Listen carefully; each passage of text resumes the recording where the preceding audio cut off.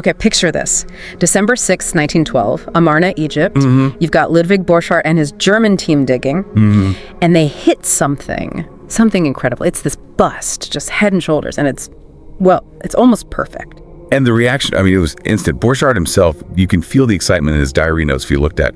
He writes, the colors are as if newly applied. Yeah. Indescribable. Yeah. And the features he noted, the high cheekbones, that elegant, slender neck, the defined face, it looked so alive. Well, it was Nefertiti, of course, the famous bust. And it changed everything, didn't it? She went from being relatively unknown in history to suddenly one of the most recognizable faces from the ancient world. A global icon of beauty, of Egyptian art, still is today. Absolutely. It's become this enduring image, draws thousands to Berlin just to see it. It's seen as, a true masterpiece. But here's the fascinating thing, the kind of paradox that jumps out when you dig into the sources like we have. How could this woman, celebrated now for her beauty, this artistic icon, how could she have been, according to these records, one of the most hated people in Egypt back in her own time? It's a huge contrast, isn't it? That serene face on the bust versus what sounds like a really tumultuous life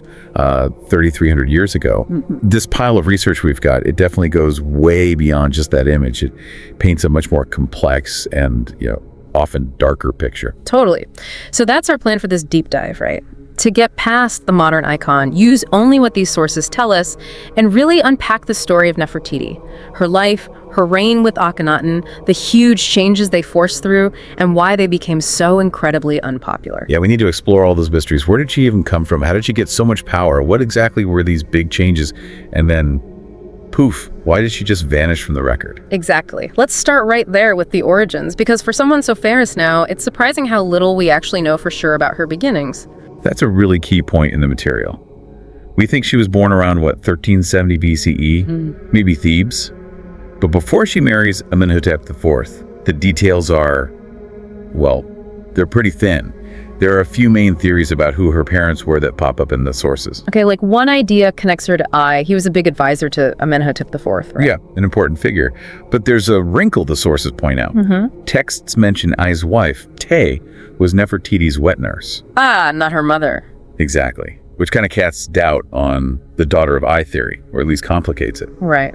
Okay, what else? Is there another possibility?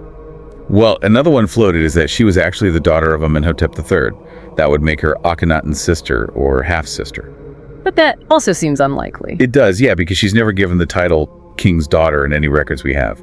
And that was pretty standard for actual royal princesses. Okay, so not Ai's daughter, probably not Amenhotep III's daughter. What's left? There's a more foreign possibility. That she was originally a princess from Mitanni named Tedekipa. Mitanni? That's roughly modern Syria and Turkey. Exactly. And this theory suggests she first came to Egypt as a bride for Amenhotep III, the father. Then, after he died, she married his son, Amenhotep IV, who became Akhenaten. Interesting. So lots of theories, but nothing concrete.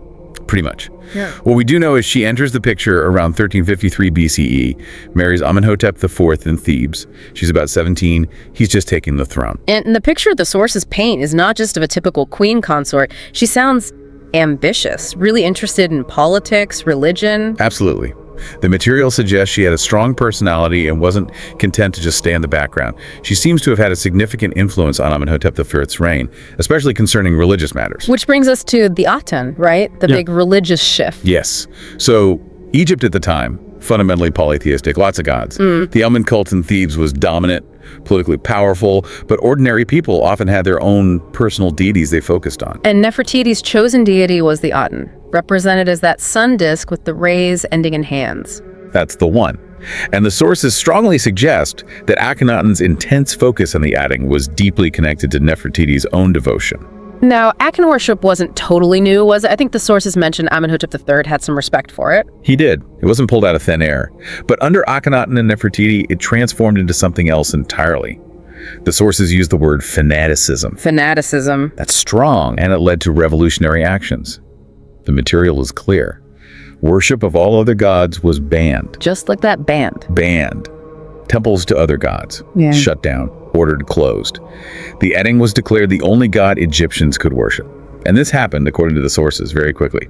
Certain and rapid is the phrase used. Wow, that's a seismic shift. And they even changed their names to reflect it. They did, a very symbolic act. Amenhotep IV becomes Akhenaten, servant of the Aten, and Nefertiti adds to her name, Nefer-Nefru-Aten, something like beautiful are the beauties of the Aten, or maybe the beautiful one has come.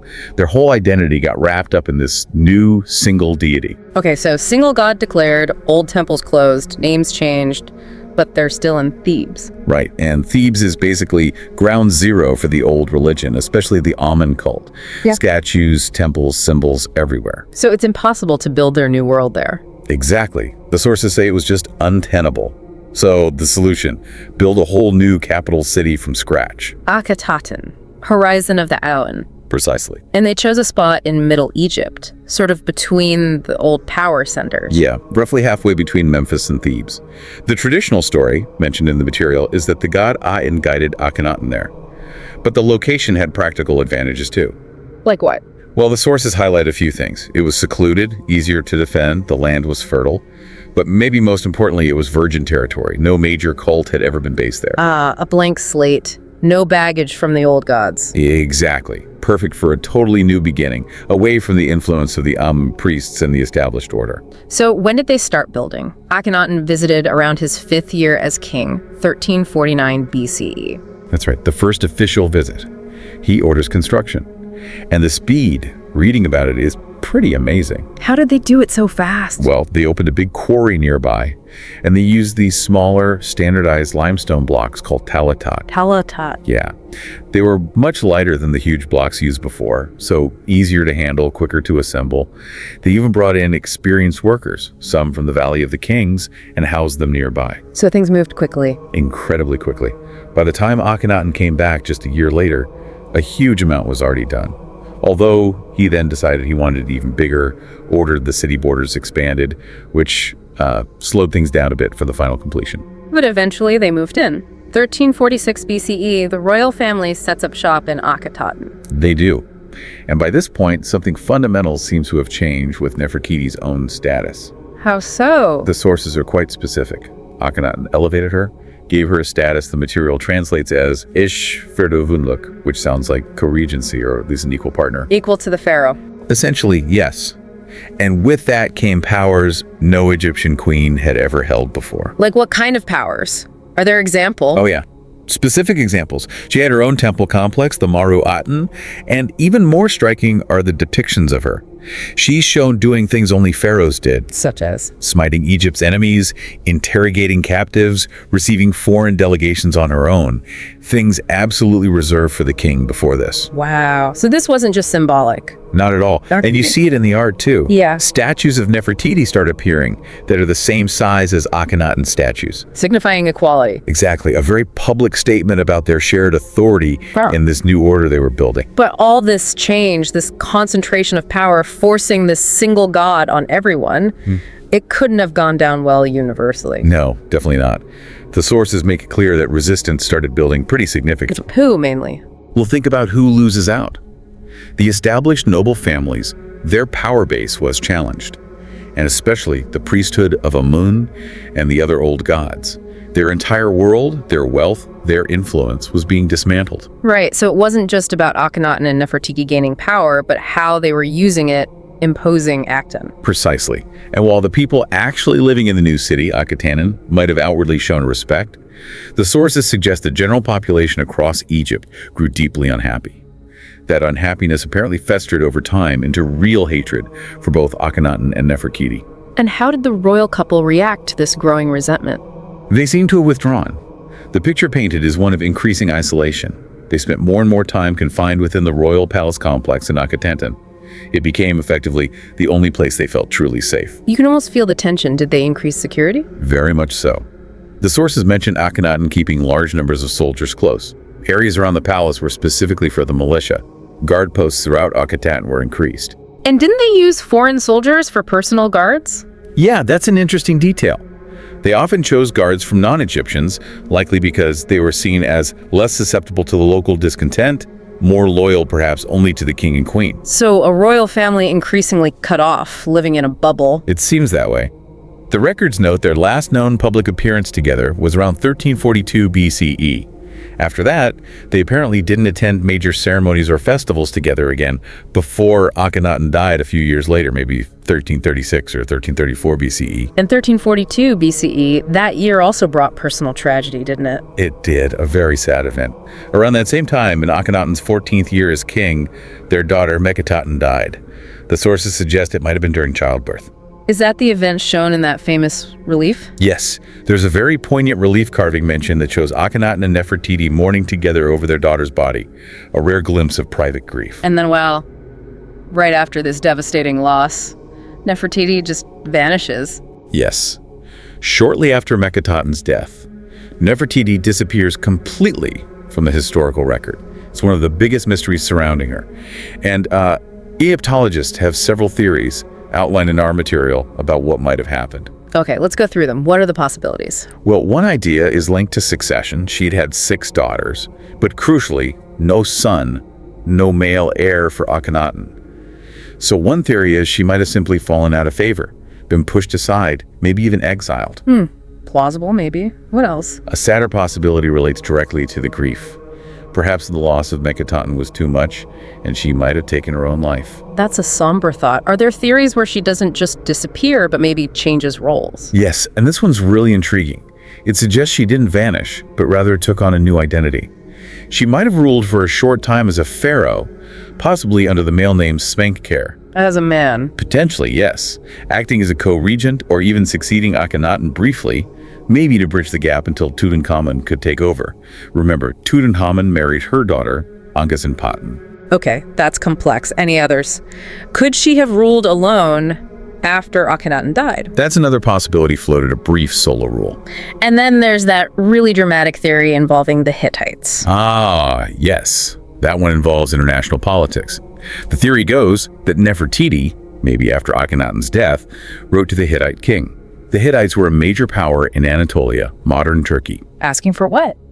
Asking him to send one of his sons to Egypt to marry her. Wow. That would have been completely unprecedented for an Egyptian queen or a royal woman, right? Scandalous, even. Highly unusual, almost certainly seen as taboo or forbidden by the Egyptian elite. The theory continues that the Hittite king actually agreed and sent a prince. What? But the prince never made it. He was assassinated on the way to Egypt. By who? The suspicion, according to this theory, falls squarely on powerful Egyptian nobles or officials. People who would have been absolutely outraged at the idea of a foreign prince marrying the queen and potentially becoming pharaoh. Okay, so if that Hittite marriage attempt story is true, or even if it was just rumored, then it adds weight to another possibility for Nefertiti's disappearance. assassination. Yes. If the Egyptian elite saw her actions, like seeking a Hittite husband, as treasonous, well, a popular uprising or a targeted assassination by angry nobles becomes a very strong contender for how she met her end. The sources definitely consider her being killed a real possibility, especially in the context of that Hittite theory. So many possibilities. Exile, suicide, becoming a male pharaoh, ruling alone, assassination. Her end is as mysterious as her beginning. Absolutely. It really highlights just how turbulent and dangerous that period must have been, especially for someone at the very center of such radical change. Okay, so regardless of exactly how Nefertiti's own story finished, we know what happened next in Egypt. Akhenaten dies and Tutankhamun takes over. He was likely Akhenaten's son, maybe by a secondary wife, or maybe his son-in-law through Nefertiti's daughter Ankhesenaten. Right. And King Tut, as we know him, essentially reverses everything Akhenaten and Nefertiti had done. Back to the old ways. Completely. Our material explains he reopened all the old temples that had been shut down. He restored the cult of Amun and its priests to their former power and wealth. The Aten wasn't wiped out completely, but is pushed back down.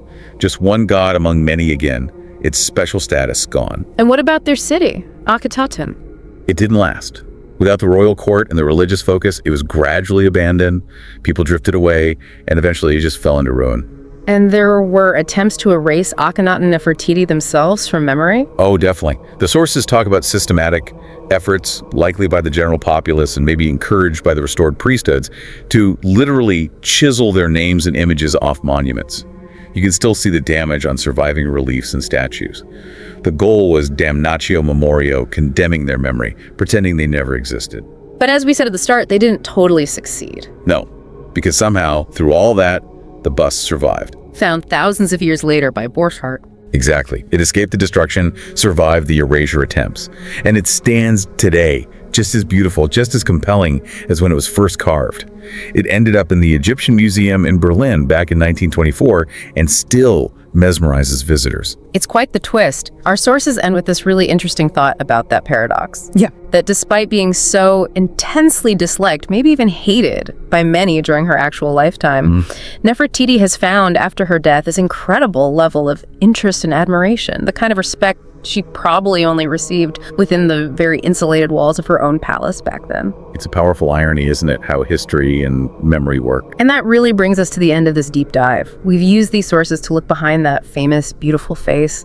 We've seen Nefertiti not just as an icon, but as this really powerful, ambitious, and ultimately very controversial figure, someone who, with Akhenaten, tried to force through a truly radical transformation of their whole society. Yeah, a transformation that ultimately backfired, leading to intense unpopularity, isolation, and maybe, just maybe, a violent end for her. It's a stark reminder, I think, of how complex people in history are and how you can have these completely conflicting views. Our sources show this massive gap between the image we have today, the beautiful bust, and the reality of her life 3,300 years ago. It really makes you think about what survives, doesn't it? That bust tells one story, a story of beauty and artistry, but it's only one piece of a much bigger, much more complicated, and yeah, probably much darker human drama. Absolutely. So, thinking about everything we've discussed today, drawing from all these sources, here's something for you, the listener, to mull over. Given the extreme measures Akhenaten and Nefertiti took, building a city, changing a religion, consolidating power, and given the incredibly fierce reaction they faced from their own people, what does Nefertiti's story really tell us about the potential cost of trying to impose radical change? And maybe about how unpredictable history is in deciding who gets remembered, who gets forgotten, and how they get remembered.